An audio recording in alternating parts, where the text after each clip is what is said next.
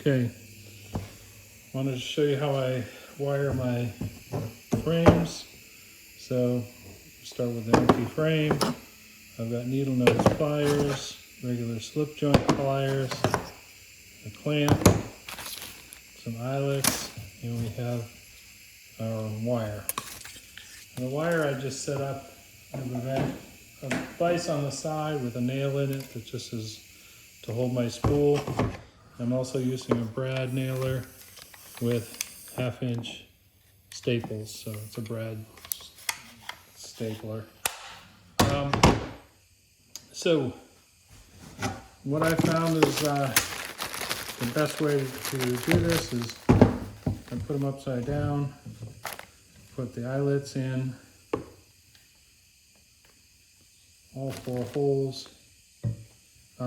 Just a tip for when you're putting your frames together. There's a side that is blown out more. That's the side that has the breakout from the drills, and the other side is a little bit cleaner. So I put 4 brads in, or 4 eyelets in one side.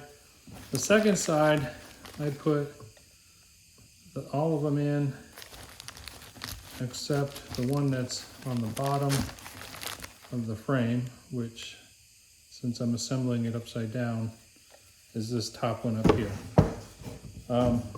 Next, I just take this frame and clamp it to the bench, like so. So it's nice and sturdy, held there sturdy, okay? And then I just pull my wire through my bottom clamps. One thing you can do too, if you like, you can squeeze the eyelets in if you just want to make sure they're in there snug. Might be a good idea, because if they settle in over time, the wire might loosen. I like my wire nice and tight. Some people put it in loose and then have a crimper, and that crimping action will tighten it as well. After I pull this through, pull about 5 feet out, and then work this back through. As you're working the wire, do not want to let it loop on itself and tighten it, because that will make a kink. So you have to keep unwinding this as you go, so you get a nice smooth bend. And when I mean loop on itself, I mean something like that you would tighten up. You don't want to do that. That'll kink the wire and make it easy at a point where it's gonna break. So just keep running these wires through the eyelets, feeding it as I go. Work on the last eyelet. And the reason why I left that one eyelet out is that's how I tie off the end of my wire. So I put enough wire through here. And pull some extra wire so you'll be able to see this.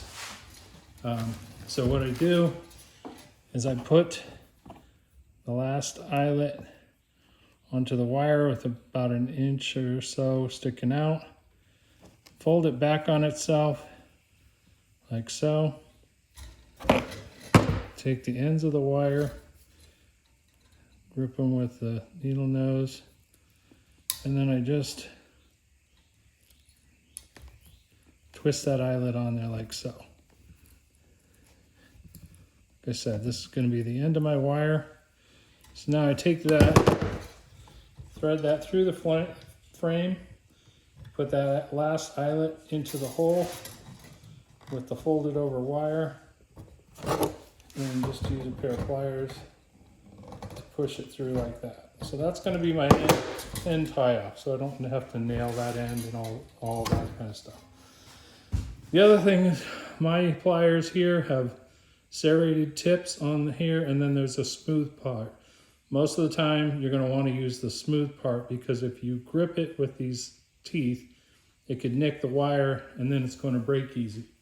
So another thing about wire, to get all these kinks out of the wire, what I do is get some slack in there, grab the wire with the smooth part of the pliers, and then give it a snap.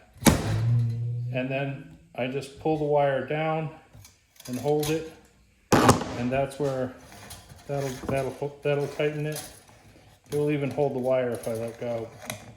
I like mine nice and tight, like I said, so I pull it that way. Grab the wire again with the smooth part of the pliers, give it a tap. Now you can see what I'm doing is I'm actually bending this straight down on the frame, and that is going to hold this wire in place. Pull the X slack through here. Careful not to kink it.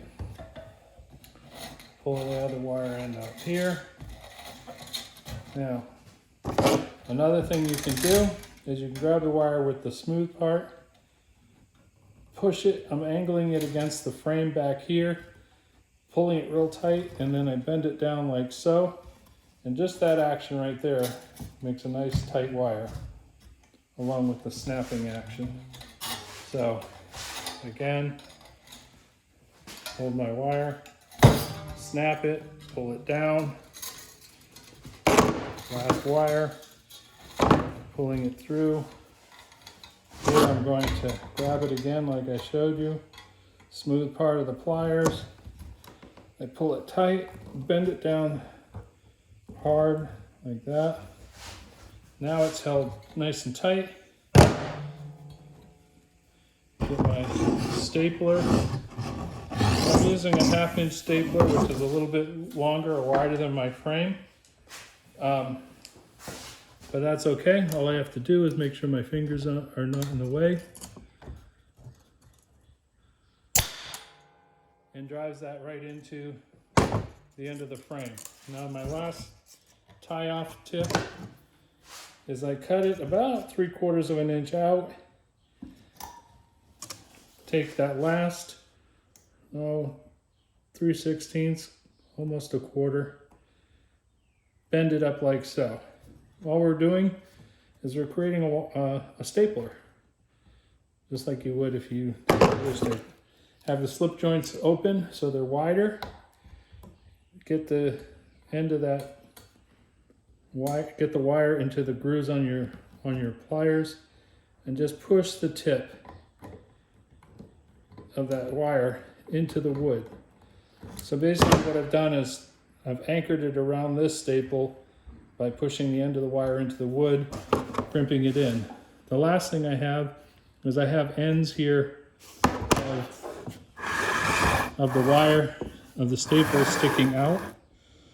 So what I do to get rid of those is I just grab these pliers, bend it over, and crimp it. Well, I like to do that because it actually holds that staple from coming loose over time. So now